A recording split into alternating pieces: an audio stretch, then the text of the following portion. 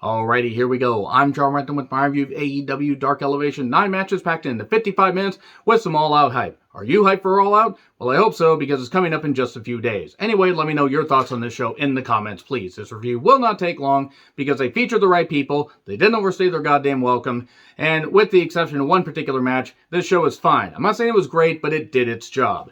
Anyway, Tony Schiavone said that Tony Khan, a lot of Tony on Tony action here. Tony, it feels good. Sorry. I promise to never sing like that, at least again in this review. Can't promise otherwise. So anyway, he says that Tony Khan announced that Hikaru Shida and Emi Sakura will be in the buy-in Women's Battle Royal, the Casino Battle Royal. Who's going to be the Joker? Who's going to be the wild card? Wild card, bitches. Who the hell knows? I really don't know who it's going to be. I mean, it would be kind of cool if maybe it was both the former Iconics, but maybe it'll be somebody from the Forbidden Door. Maybe they'll bring over a knockout from Impact Wrestling, and we can have Impact Wrestling benefit a little bit from this whole partnership. But anyway, we have Tony Schiavone, Paul White, and Eddie Kingston on commentary. We have Daniel Garcia being a guy named Tyler in just like a minute. He beats him with like a sharpshooter variation. Good stuff. There we go. I actually didn't catch Tyler's last name, and I apologize. All-out plug. George Joel, who has a great look, by the way. Great physique. I think he's going to be somebody they could build up after a while. I don't know about this whole Matt Hardy association. He took on Cal Harrow. I need a Harrow. I need a Harrow in the middle of the night. He's got to be strong. He's got to be... I forgot how that song went. God damn it. It's a great song, too. Bonnie Tyler. Really awesome. So, yeah, I said I wasn't going to sing like that. I didn't say I wasn't going to sing again. So he wins with a pump kick in a couple minutes. And then Emi Sakura, channeling Freddie Mercury, who's Spain in his goddamn grave, against Ashley D'Amboise. I think that's how it's pronounced. She has a great look. Emi has personality. I'm not the biggest fan of her, but I appreciate the hard work that she puts in. She does eventually, get the victory after a double underhook backbreaker. Ashley got in a few shots, but it was what it was. So then we get Big Swole and J-U-L-A-A Hart teaming up to take on Nyla Rose, Diamante with Vicky Guerrero. Get Vicky Guerrero the fuck out of the company. She shouldn't be there. She's not benefiting Nyla Rose. She's taking up TV time. She's doing the same goddamn shtick. They got really annoying by 2011. Now, for those that aren't math majors, that was 10 fucking years ago.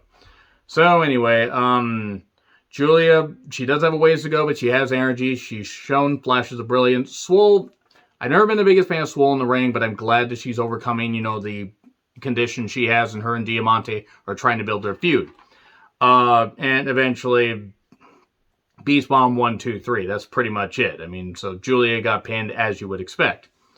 And then they do a pre-tape with George Joel telling the people of India that Matt Hardy is going to, he's going to bring them a lot of great things and everything.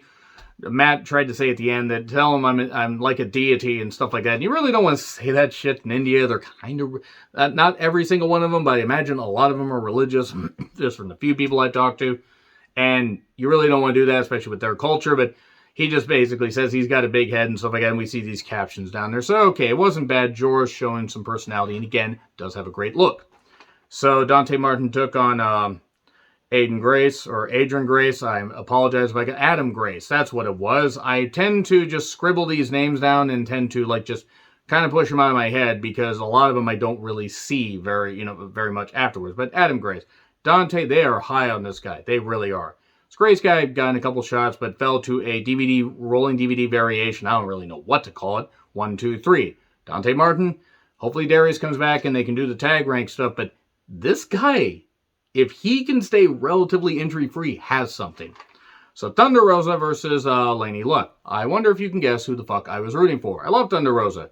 And she, goddamn great showcase for her or whatever. Love watching her, even if it's in a squash like this. And Luck actually was in the air. I mean, because she kind of got kicked a few times and was staring up at the spotlight. But she got in a few shots. And actually were some nice near falls. But eventually, Fire Thunder Driver 1, 2, 3. And then Jaden Sterling talk, and that was what it was. She is that bitch, by the way. We get Brian Cage from Chico Santana, California. The pleasure was all yours. Will you stop, Jesse? Taking on Anthony Bowens. Hobbs is on commentary, along with Hook standing over there. That hair is ridiculous. Not that I know anything about hair, But they have a hair versus hair match and have it be like Cage versus Hobbs and they put Hook's hair on the line or whatever. Because seriously, you got to do something. The hair is like absolutely just ridiculous. I don't know why it bothers me, but it just does. It's like a freaking, like a bunch of chow mein that's coming to life. It's chia head. So anyway, the more bullshit that they book him in, the more it grows. So anyway, Bowens does jumpstart. Cage does do one cool move where he catches Bowens for the finish and hits the drill claw. But other than that, Bowens, I think showed the most potential here. Cage is what he is. And then it's a beatdown suddenly by Hobbs, Starks, and Hook. Well, Starks cuts a promo because they're building either two of the pay-per-view. I don't know if they're going to have the match at the pay-per-view because I don't have the entire card in my head because photographic memories only work so well. They work 50% of the time, 25% of the time. But anyway, it was what it was. Shida then took on Heather Reckless. Let me just say, I am here for heel Shida, and I want her to cane me in the face. I have issues.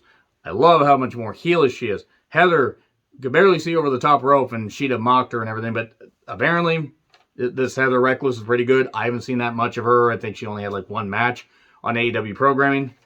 But Falcon Arrow, she's done the deal, and nobody kicks out of the Falcon Arrow, and Shida got the victory. Hopefully Heather Reckless is brought back, and maybe we can see a little bit more what she can do. And then Sammy Guevara and Fuego del Sol took on Chaos Project Serpentico, and the guy that should not be in the goddamn ring anymore, and Tornado DDT by Fuego del Sol on Serpentico, and then the GTH 1, 2, 3. That's it. That's it. I'm not going to give any match with Luther that much time, regardless of how nice of a guy he is. I don't really care about those matches. Nothing against the other three. But seriously, that's your main event. Anyway, agree, disagree with what I said. Like, share, subscribe, Twitter handle in the description. I'm John Ritlin. I'll see you soon.